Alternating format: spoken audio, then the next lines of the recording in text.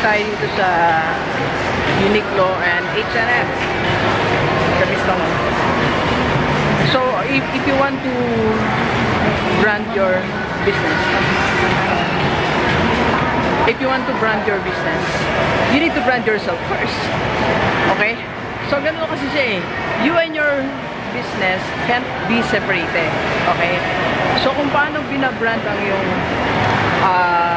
sarili, yun na rin ang branding mo sa business mo. That's it. Because you're the owner. Hindi mo paghiwalay yun. Kaya, like now, bago akong umalis, naka-chinelas na ako kanina, hindi nakaayos, so, pero dahil nandito ako sa mall, and there might be delivers here, so, nag-shoes, nag-sandals, nag-ayos ng konti. It's about branding yourself. So, kahit medyo mahal dito, okay lang. So that, yung business mo, itinataas mo yung value niya. Alright? So, tinataas mo yung value ng business mo. At may tinataas mo yung value ng... Ganito muna siya.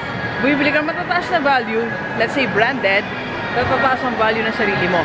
At pag mataas ang value ng sarili mo, tumataas ang value ng business mo.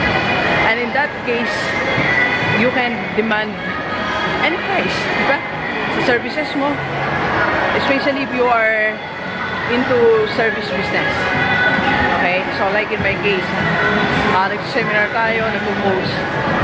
So, you know, tomorrow may seminar ako sa BNHS. So, mataas ang singil natin kasi yun yung value ng sarili mo, yung value ng yung brand na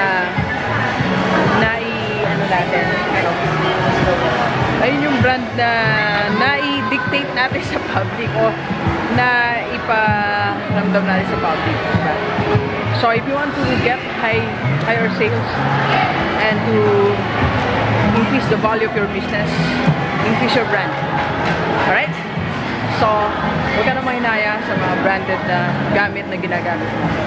Alright? So, it's just simply increasing the value of yourself to increase the value of your business.